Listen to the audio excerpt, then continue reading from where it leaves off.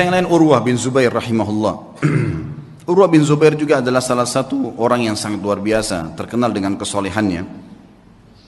Urwah bin Zubair ini anaknya Zubair bin Awam. Zubair bin Awam adalah salah satu 10 orang yang dijamin masuk surga. Anaknya Urwah. Urwah bin Zubair ini pernah duduk bersama dengan teman-temannya.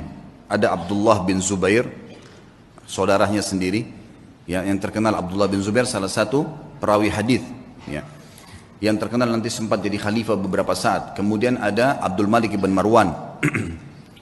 Dan ada lagi satu adiknya Abdul Malik bin Marwan. Duduklah mereka di depan Ka'bah lagi ngobrol anak-anak muda ini. Kemudian mereka sambil berkata, cobalah kita saling, ya, memohon kepada Allah, berharap sesuatu yang paling dia harapkan di depan Ka'bah. Siapa tahu Allah kabulkan. Berkatalah Abdullah bin Zubair, saya berharap menjadi khalifah, menguasai Hijaz, Mekah dan Madinah. Lalu adiknya berkata, adiknya lagi, ya, yang satu mengatakan, saya mau menjadi penguasa Khurasan, wilayah Persia. Abdul Malik mengatakan, kalau itu angan-angan kalian, maka saya berharap menjadi khalifah muslimin secara umum, menguasai semua wilayah Islam. Tiga-tiganya sudah berangan-angan, lalu mereka kembali kepada Urwah. Wahai Urwah, kalau kamu bagaimana? Kata Urwah, semua yang kalian harapkan duniawi, berharap menjadi khalifah, berharap menguasai ini dan seterusnya. Kalau saya berharap menjadi seorang alim ulama muslimin, mengajarkan mereka tentang halal haramnya sang pencipta Allah, dan saya berharap balasan darinya. Maka selesailah, bubarlah mereka ini. Ternyata subhanallah, angan-angan itu dikabulkan oleh Allah. Abdullah bin Zubair sempat menjadi khalifah beberapa bulan, adiknya juga sempat menjadi gubernur di Khurasan. Abdul Malik setelah itu menjadi khalifah muslimin yang besar. Dan Urwah bin Zubair pun rahimahullah diterima oleh Allah menjadi alim ulama, sampai menjadi 7 ulamanya Madinah pada saat itu. Ringkas cerita, Urwah bin Zubair pernah diuji oleh Allah subhanahu wa ta'ala. Ujiannya berat. Orang-orang beriman ini ujiannya berat. Tapi subhanallah, iman itu dijadikan, ya, kalau begini memahami teman-teman, kalau ada ujian yang berat datang kepada antum, lihat orang yang lebih berat, misal masalah utang, terlilit utang, misal ada penyakit. Coba lihat orang yang lebih berat, karena ada orang yang lebih berat daripada kita, pastinya itu, tidak mungkin tidak. Dan juga teman-teman sekalian, bersangka baiklah dengan Allah. Kata Nabi SAW dalam sebuah hadis Bukhari, hadis Qudsi, kata Allah SWT, Ana inda dhanni abdi bi, saya sesuai dengan persangkaan hambaku.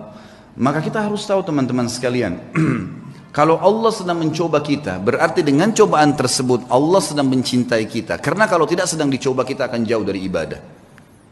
Orang kalau datang cobaan itu, sebenarnya dia makin dekat dengan Allah. Dan umurnya makin pendek untuk menuju ke akhirat. Artinya makin pendek, tidak ada peluang untuk berbuat dosa lagi. Pendek dari sisi kemaksiatan, gitu kan. Dia tidak bisa berbuat dosa lagi karena tidak ada waktu. Antum kalau lagi sakit keras terus diajak ke diskotik, diajak pergi apa, diajak buat apa, nggak ada waktu. Orang yang buat dosa itu biasanya kalau banyak waktu lihai-lihainya, lagi kosong, lagi nggak ada cobaan, lagi enak, mobil mewah, uang banyak, itu maksiat nanti. Allah dengan maha cintanya kepada hambanya, dengan kemahamurahannya mendatangkan cobaan supaya dia tetap begitu. Biarin dia begitu, karena dia Allah tahu dengan begitu makin pendek umur untuk bermaksiat, tidak ada waktu bermaksiat, dan dia makin dekat dengan akhirat, dan itu pahalanya sudah cukup untuk memberikan derajatnya di surga sampai pada target. Seperti itulah. Maka nikmatin tuh cobaan, ya, jangan terlalu banyak mengeluh. Coba nikmatin. Nanti akan kita sebutkan kisahnya. Urwah rahimahullah, beliau pernah mendatangi seorang khalifah, adiknya lagi Hisham, namanya Al-Walid ibn Abdul Malik. Al-Walid ibn Abdul Malik ini teman dekatnya dia, gitu kan.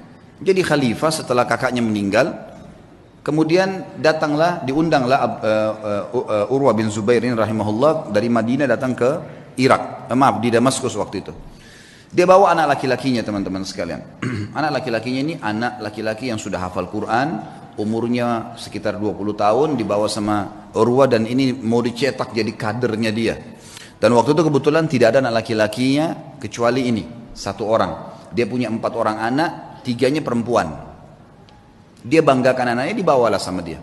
Ringkas cerita, begitu memasuk istanahnya Al-Walid rahimahumullah, kemudian anaknya berkata, ayah, saya ingin melihat kuda-kuda kerajaan, bisa nggak? Oh ya silahkan, kata ayahnya. Saya akan bertemu dengan Amir Mu'minin, ngobrol, kamu silahkan lihat. Dia lihatlah. Lagi ngobrol nih, Urwah bin Zubair sama Khalifah Al-Walid lagi asyik ngobrol, tiba-tiba datang berita. Seorang pengawal masuk ketakutan, tiba-tiba memotong pembicaraan khalifah, dan ini adabnya pada saat itu, ada peraturan di kerajaan tidak boleh memotong pembicaraan khalifah kecuali penting sekali. Datang ketakutan dan akhirnya dia mengatakan, saya harus memotong pembicaraan Anda. Kata mereka, kata Al-Walid, kenapa kamu ini? Ada apa memotong pembicaraan saya? Sahabat saya baru datang terus tiba-tiba dipotong. Ada penting? Ada penyerangan musuh? Dia bilang, enggak Amir Mu'minin, ada penting tapi bukan penyerangan musuh. Anaknya Tuan Urwah mati. Tadi di kandang kuda, waktu dia lagi nonton kuda Anda, kuda kerajaan, saking asyiknya sampai kami sudah menahan tapi dia tetap mau mendekat. Ada satu ekor kuda mengangkat kakinya, menendang dadahnya, mati. Sekarang tergeletak mati. Kami bingung mau ngapain nih. Anaknya tadi satu-satunya laki-laki umur 20 tahun mati. Al-Walid kaget. Ini yang tendang kudanya dia. Mati di kerajaan dia. Tetap dia shock gitu kan. Tidak enak. Tapi subhanallah dia balik ke arah Urwah. Urwah senyum. Urwah senyum. Lalu Urwah mengatakan, Inna lillahi wa inna ilahi raji'un. Berikan jenazahnya biar saya yang urus. Dengan sangat tenang dia turun dari duduk tadi bersama khalifah, dia lihat jenazah anaknya, ditutup matanya, diuruslah jenazahnya sama dia, dimandikan. Kata perawi kisah ini, tidak ada setetes pun air mata yang jatuh dari matanya Urwah. Dia urus jenazahnya selesai. Kemudian dia bilang sama Walid, saya mau turunkan anak saya di kuburan sendiri. Baiklah, turun. Begitu turun subhanallah di kuburan. Dalam kisah ini dikatakan ada satu penyakit teman-teman. Penyakit ini saya tidak tahu dalam bahasa Indonesia, tapi dalam bahasa Arab disebutkan gargarina namanya. Gargarina ini penyakit harus amputasi, nggak bisa enggak.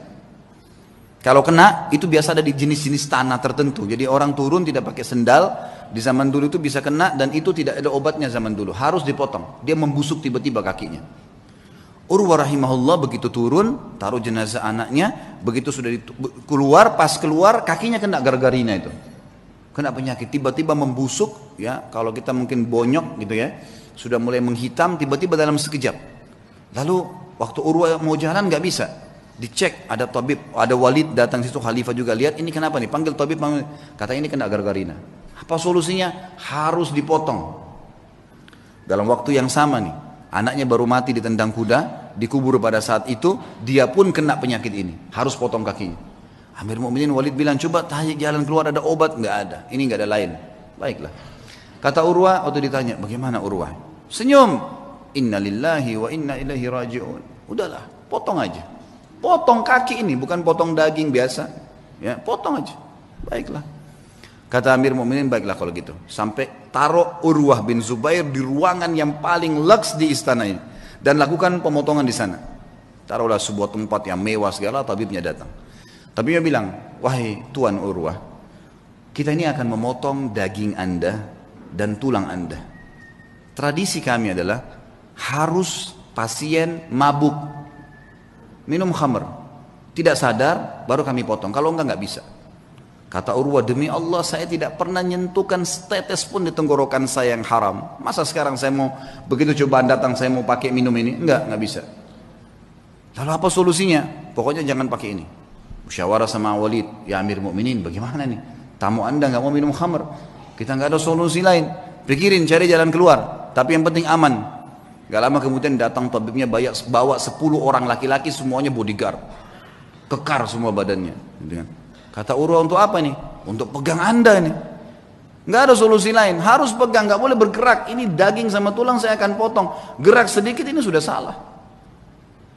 Kata dia, saya tidak perlu sama mereka. Lalu apa jalan keluarnya wahai Tuan? Kaki Anda harus dipotong, kalau enggak nyebar ke seluruh tubuh. Saya akan bertasbih dan bertahlil, berzikir kepada Allah. Kalau kau lihat wajah saya sudah merah, potong kaki saya. Kata tabibnya, ya sudah. Mau apa ini? Enggak ada solusi lain. Baiklah. Suruh keluar semua. Lalu kemudian mulailah tabib ini menyuruh 2 orang ya, pendampingnya untuk menyiapkan segala yang berhubungan dengan kebutuhan untuk memotong itu. Lalu Urwah mulai tutup matanya sambil subhanallah, walhamdulillah, wala ilaha illallah, wallahu akbar. Direnungi dalam hati, diresapi. Dan betul wajahnya berubah jadi merah. Memerah. Kata tabib, betul saya lihat wajahnya merah, saya potong kakinya. Gitu kan? Saya potong kakinya. Terpotonglah kakinya. Begitu selesai terpotong, gitu kan? Kemudian ditahan darahnya, lalu saya mengatakan, Tuan Urwah, sambil Urwah berzikir, subhanallah, walhamdulillah, wala ilaha illallah, wallahu akbar. Tutup mata. Lalu ditepuk, wahai Tuan Urwah, kaki Anda sudah kami potong. Dia bilang alhamdulillah. Biasa. Kakinya terpotong nih. Alhamdulillah. Terus kata tabibnya, tapi belum. Darah masih ngucur. Kami butuh memberhentikan darah itu. Kata dia, berhentikanlah. Dia bilang tidak ada jalan lain kecuali kaki anda kami rendam di minyak panas. Nggak bisa, harus minyak panas baru bisa. Minyak panas langsung membuat itu berhenti darahnya. Dia bilang lakukanlah. Saya akan berzikir lalu lakukan. Dia baca subhanallah, alhamdulillah. Kalau wajah saya memerah, tutup. Tapi subhanallah manusia, begitu dia berzikir ditaruh minyak panas, dia sempat teriak sebentar lalu pingsan. Urwah rahimahullah terkenal teman-teman sekalian tidak pernah meninggalkan rubu' Al-Quran. Rubu' ini 10 juz setiap hari. Selalu bacaannya, tidak pernah tertinggal. Dalam kisahnya dikatakan dalam 3 hari khatam Quran, selalu bacaannya. Dan tidak pernah ketinggal 10 hari. Dan satu-satunya hari yang dia tidak baca 10 juz itu hari itu saja. Dikatakan dalam kisah hidupnya. Dan maka dia punya julukan kalau nggak salah Khazin Al-Quran. Sahabatnya Al-Quran gitu loh. Ringkas cerita teman-teman, setelah dipotong, pingsankan tadi, direndam dengan air panas, air minyak panas dia pingsan. Setelah dia bangun dia bilang, mana telapak kaki saya? Didatangkan, orang semua heran kenapa dia bilang minta kakinya. Diambil sama dia lalu diangkat sama tinggi lalu dia bilang, demi Allah selama 40 tahun, itu umurnya Urwah 40 tahun, selama 40 tahun belum pernah sekalipun saya gunakan kau ke tempat yang haram. Dan saya bersyukur kepada Allah karena kau dikembalikan padanya dalam kondisi kau suci. Tidak pernah satu kali pun ke tempat yang haram. Dia berikan kesaksian terhadap dirinya. Dan ini boleh diucapkan kalau seorang mukmin yakin dengan apa yang dia lakukan. Gitu ya. Baiklah. Kemudian setelah itu dia pulang ke Madinah teman-teman sekalian. Tentu sebelum pulang ke Madinah Amir Mu'minin ini bingung gimana caranya meringankan bebannya Urwah nih. Supaya dia bisa tenang. Subhanallah di hari yang sama dengan hikmah Allah ada suku Arab datang, Badui. Mereka kelihatan dari padang pasir kondisinya sangat susah gitu. Masuk. Ada satu di antara mereka matanya buta ditopang oleh teman-temannya. Begitu masuk kata Al-Walid, apa cerita kalian nih? Dari mana kalian? Kami dari kampung ini kami butuh ini dan seterusnya. Terus ini yang buta kenapa nih? Ceritalah. Walid ini bilang saya tidak tahu kenapa saya tanya. Kata yang buta itu, wahai Amir Mu'minin, saya pemimpin mereka. Saya kepala sukunya. Dan saya ini Amir Mu'minin adalah orang yang paling sehat dulunya. Mata saya sehat, orang yang paling kaya dan paling banyak keturunan saya. Tapi keadaannya sekarang jadi begini. Kata Amir Mu'minin, memang apa ceritanya kamu nih? Dia bilang ceritanya begini Amir Mu'minin. Satu malam saya sedang jalan sama istri sama anak saya semua sama dayang-dayang saya. Jumlahnya banyak nih, ratusan orang. Semua harta saya bawa. Saya mau pindah kota. Kami turun di sebuah lembah, tiba-tiba waktu lagi tidur malam, ada banjir nggak tahu dari mana di padang pasir tuh lembah mengangkat semuanya kemah-kemah harta unta-unta semua anak istri saya mati semuanya terbawa dengan air banjir tiba-tiba nggak tahu dari mana ini kisah nyata semuanya hilang ya. Dia bilang saya pun menyelamatkan diri saya dengan bergelantung di sebuah pohon yang masih ada di situ saya pegang pada saat saya lagi pegang pohon itu saya melihat air sudah hilang gitu sudah mulai reda tinggal ada satu ekor unta yang terikat di tali tadi dan ada anak saya tergantung dengan bantal tidurnya itu di sebuah ranting pohon gitu. Maka saya pun turun melihat anak saya masih hidup, saya pun coba selamatkan dia. Saya biarkan anak saya itu kemudian saya kembali ke unta tadi ingin membuka talinya. Waktu saya ingin membuka talinya saya dengar anak saya menangis. Saya balik ternyata leher anak saya kepalanya sudah di mulut serigala. Dia bilang saya balik mau kejar udah nggak bisa. Anak saya sudah dibawa lari sama serigala itu. Maka saya cuma mau selamatkan diri saya sendiri. Begitu saya balik ke arah unta ini mengangkat kakinya dan menendang ke mata saya sehingga saya buta. Maka dalam satu malam Amir Mu'minin saya jadi orang yang buta, jadi sakit, anak istri saya hilang, harta saya semua habis. Kata Amir Mu'minin Al-Walid, alhamdulillah yang telah mengutus kamu datang ke sini. Berikan semua apa yang dia mau orang ini, penuhi semua kebutuhannya dan bawa dia kepada Urwah suruh ceritakan kisahnya. Diceritakan lagi kisahnya untuk meredam. Ya ternyata di atas Urwah masih ada yang lebih berat gitu. Urwah berterima kasih pada Walid, kemudian dia pulang ke Madinah. Waktu pulang ke Madinah, orang-orang semua pada datang nih. Sabarlah, beginilah, begitulah, dan seterusnya. Saya sebutkan dalam bahasa Arab ya.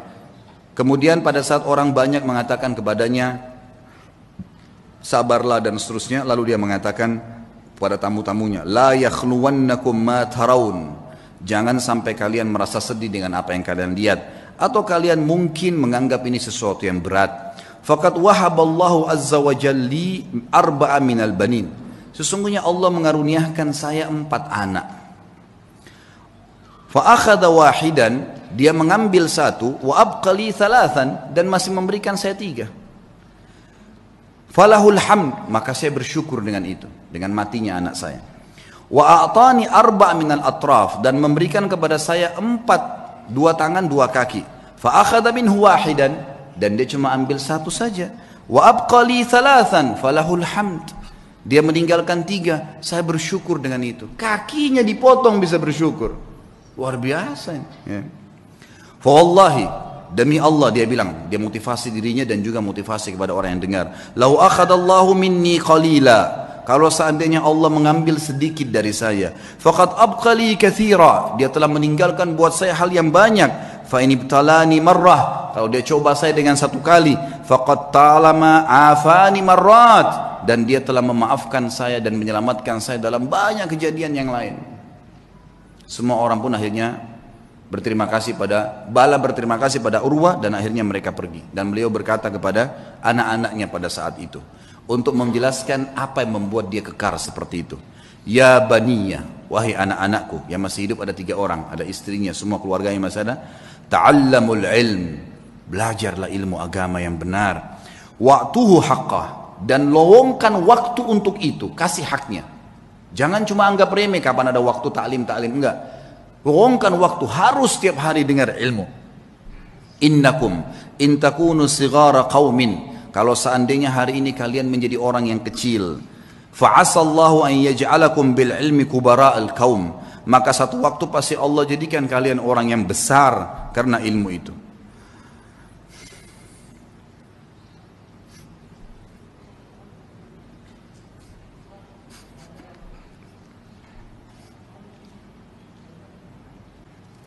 Wa saw'ata hal fid dunya akbah min syaikhin jahil, dan sungguh buruk sekali, apakah ada yang lebih buruk dari orang tua yang bodoh gitu, tidak mengerti agamanya.